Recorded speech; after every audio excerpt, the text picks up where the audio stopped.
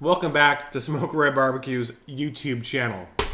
Today we are doing what I like to call hot and fast, quick and dirty pork butt. There you go, made up on the spot. What you have here is a nice, it was a 10 pound pork butt we got from the store. We don't have all day to cook this thing, so we have a different method or a different technique to go ahead and cook it quicker than what you would normally do if it was just completely whole in the barbecue, cooking in 275. So I'm going to be doing a lot of trimming on this thing and on a cutting board. So before we do any kind of trimming on a cutting board, this is a barbecue trick. I'm sure everyone nowadays probably knows it, but get yourself some wet paper towels. Now these aren't for your hands. These are actually to, what you do is kind of spread it out a little bit.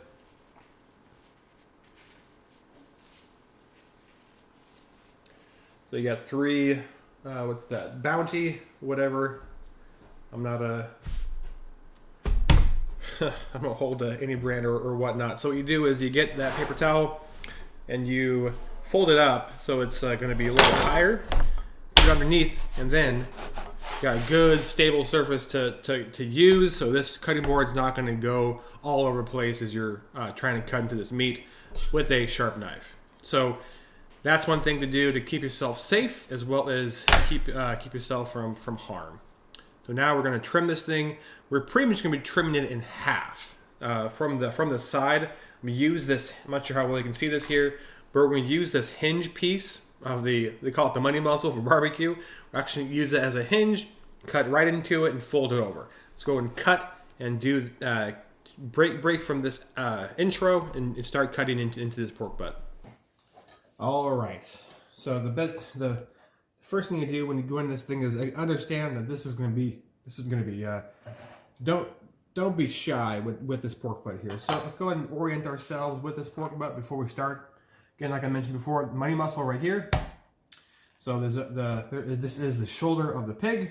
Remember, this is the blade right here of that shoulder. So you can see this. There's a portion we can see right here, also a portion right here. So as you can tell, this looks to be, I'd say, about center within the height of the pork butt. What we're doing is we want to use our knife and kind of like guide it along this bone, as well as going to the edge, to the end there. So I'm just going to push knife in from the opposite side. You can't see very well. My apologies. And it comes out. Be carving right along that bone.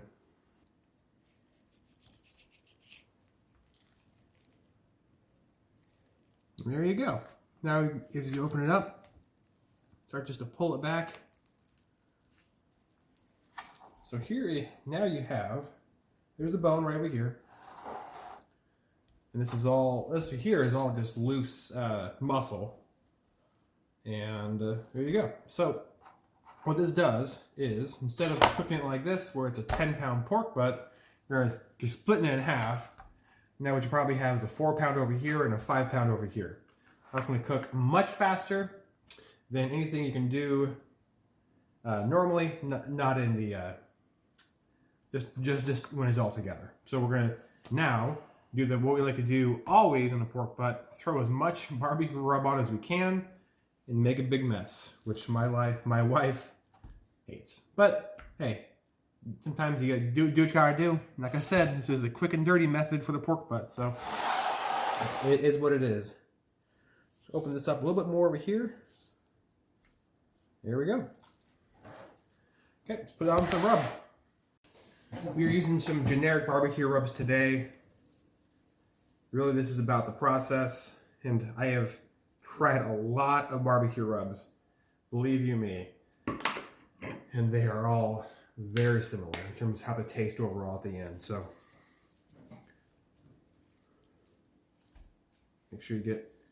Now what this also does is a lot more surface area rub application, as well as a lot more surface area that going to get a lot more smoke. One thing I found with doing these pork butts, you're not going to inject it, is most of the flavor is going to be along the bark. So what doing this is, you're essentially giving yourself double the amount of bark area That's going to get rub as well as a lot more smoke. So it's going to taste a lot better overall. There we go. Actually, this last barbecue rub was a little lacking in my taste on paprika. I'm going to grab a little bit of that separately and put that on right now.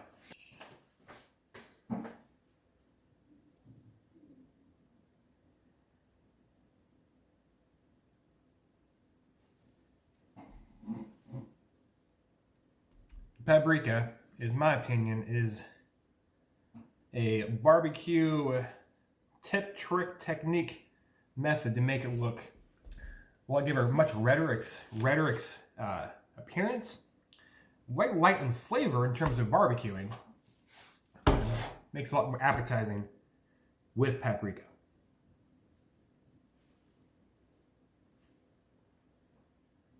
That's about it. I'm gonna get the barbecue up to temperature now. While it's doing that, we'll have to sit here and hang out. Today we're using post oak because that's what we have on hand. Put it right in the center of all the charcoal.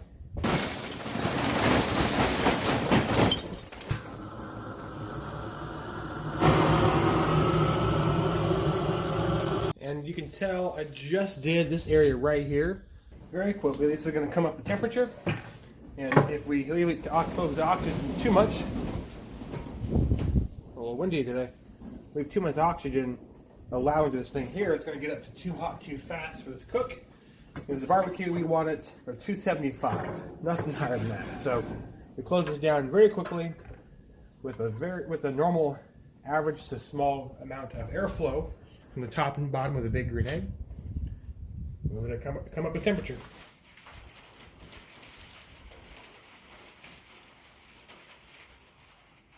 Now tell me that doesn't look good right there. All the sweating from all the moisture looks great.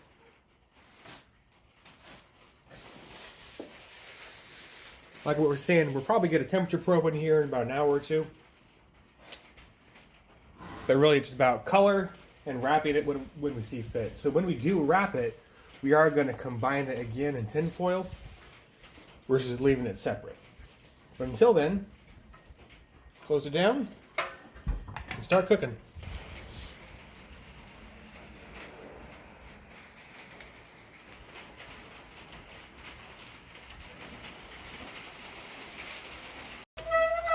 Looking good. I'm liking the coloring on these guys a lot. Another hour and we'll wrap it up. Looking good. Let's go ahead and wrap it up.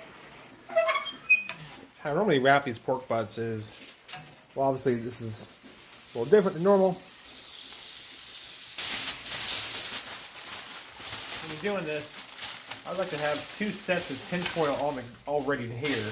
So you can do the one wrap, rotate it,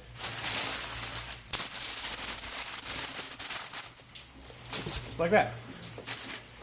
Doing pretty good here. Problem with this method though is usually because it's wrapped, it's cut in half, it's hard to get a temperature probe right where you want it. So you have to unwrap it, the foil, to really get a good probe on it. So I'm gonna, I think, do that now. There you go. It'll go into 200 degrees internal, and then see how we're doing for tenderness.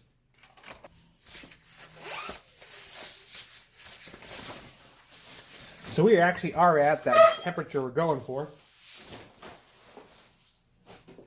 the internal. However, like I mentioned, it's split in half, right? So I'm gonna make sure that the bottom is also right at the right temp. You can see, go ahead and pull back on the bone, nice right there too. Going in nice and easy. We'll just get a good temp on that before we do anything drastic here.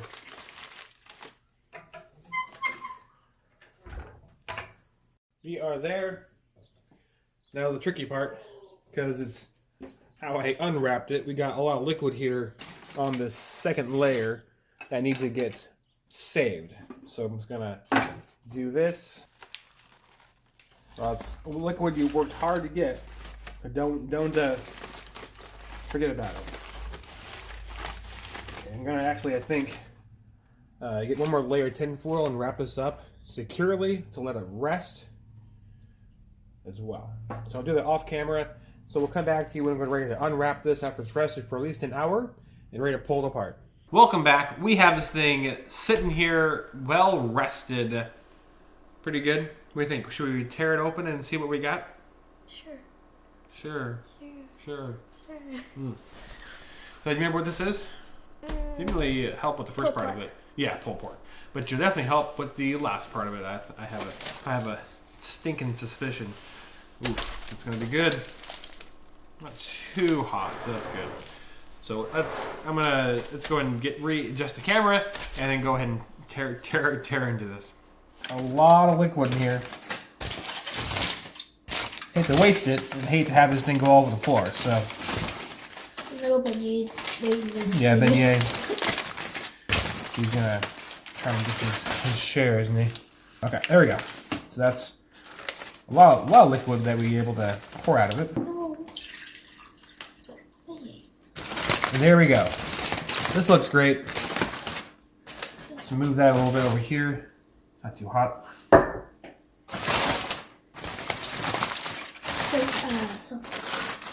Yeah. Alright, so as they say with pulled pork, you should be able just to use a fork and basic set of tongs. That's what we got.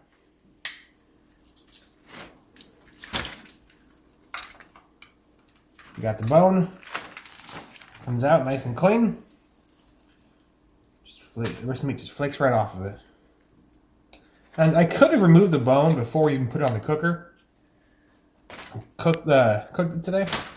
Chose not to. Wanted the bone, I think, acts as a nice, what's the word I'm looking for? As a way to actually help cook it faster, because it's a nice big piece of bone in there, so it conducts heat and makes it radiate throughout the meat. Oh, bless you, kiddo. I was trying to cover my teeth. Oh, you're okay. And so now you can see it. You got crust right there, well, bark right there, and bark right there on both sides. So this is going to be all good eating. So that was the top layer. You got the bottom layer as well. So it's also just gonna. So here's where the fat was. The fat cap. You got some money muscle that's just gonna shred apart. Yeah, he's a good boy. So there we go. A couple more minutes of this, and we'll have some grillican shredded pulled pork.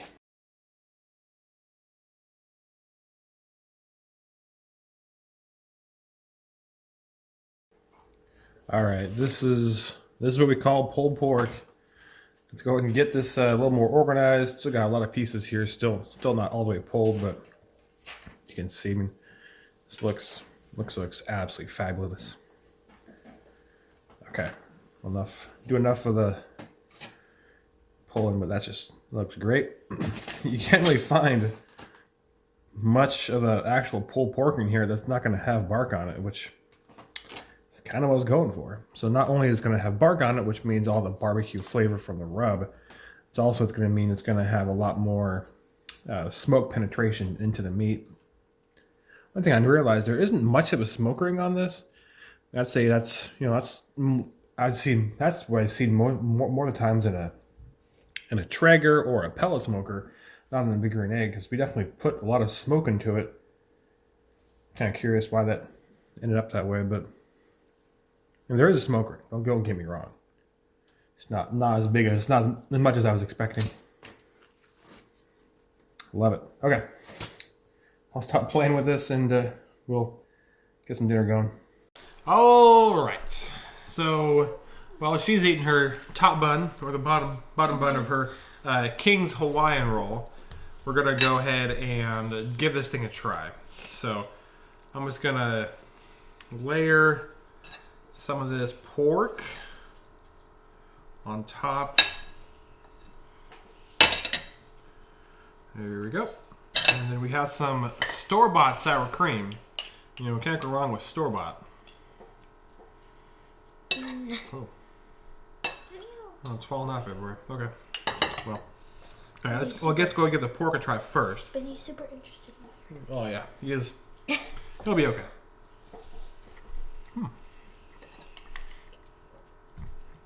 Alright. So why don't you give that's a good piece. That piece to try right there. Okay. It's a pretty good little Sammy, if I do say so myself. Oof. Falling over. And so I did not put any barbecue sauce on it because if you need barbecue sauce, I didn't cook it right. Right? Yeah.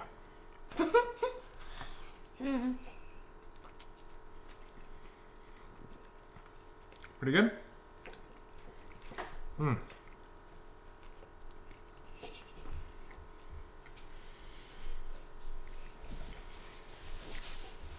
Okay. Good smoke flavor on there. Remember what we used for this? No. We use post oak for this. So normally post oak is normally used only for beef. However, go ahead. Yeah, we have plenty over here. I'll just listen to you. Oh, thanks. Normally post oak is reserved for beef, and it's a very strong smoke flavor. But that's all I had right now. I didn't feel like going to buy any hickory or applewood just for this cook when we already had post oak and the barbecue already, and I knew any smoke flavor is going to be good smoke flavor, especially for pork. It can take a lot of smoke and still taste great. You should do it with ham and then put honey on it. Oh, that'd be good. Hickory honey ham, like in Christmas. That's hilarious. What was I saying? I got distracted with your joke. So there's not post oak doesn't have a bitter flavor. I guess that's what I'm trying to say. There's no bitter flavor to it like mesquite sometimes can have if you use too much mesquite. That's why I like to use post oak for my briskets and for my barbecue. Then you don't get that bitterness, and then everything's good. You can cook whatever you want on it, and it's going to taste fine. So I'm going to take another bite of this, and as we do, thanks for watching, everybody. Again, this was a quick and dirty video on how to do a pork butt real fast. So, well, I didn't get this thing on until about, say, 11:30 up to temperature until about, I'd say on at around 10:30. Not temperature, cooking temperature, but 275 cooking temperature until about, I'd say 11:30 to be honest. It was a very slow, gradual increase in temperature. We pulled it at say 4:30. It's now 5:30. We're eating dinner. And so that's on time with dinner, which is unheard of for what I'm doing barbecue. So that's a good thing. And you don't have to waste all day. We were able to have a nice, relaxing morning. Kind of slowly get the barbecue going. Didn't have to stress out over it. Wake up at 3 o'clock in the morning to get this thing on for a dinner time feast. So we'll go and eat this roast beast and say thanks for watching, everybody. All right, I'll do one more thing. So I said the sauce, you need barbecue sauce if you ruined it. However, I never say anything about the finishing sauce. So this is the sauce or the liquid from the pork butt. This is again a small little whatever you call it, but it's still I got a lot of liquid in there. So I was going to do a quick. Oh, that's gross. All congealed fat, but that's just all flavor, right? Quick dunk in there, and that is good flavor. The liquid is just pretty much going to be flavor from the pork that you can now bring back into it. Sometimes I'll even pour that liquid after I pull something, slice it, brisket, what have you, over the meat again already. So it's just going to sit there in the liquid. It just cooked out of it. Going to bring it back in. Going to give it more flavor. Going to give it more moisture for when people actually do go ahead and take their meat off their plate. When you said Dunkin'. Dunkin' Donuts. Yeah. and then after that, when I said I was like Dunkin' like that, so no one really could hear me, but I thought of in Wreck-It Ralph.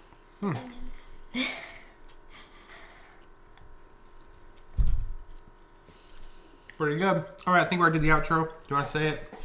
Can you say it this time? Keep barbecuing.